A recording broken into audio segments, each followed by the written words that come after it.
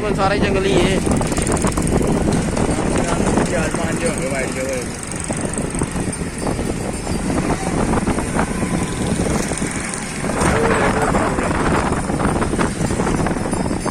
सही उड़न दिया है अभी ऊपर भी देखना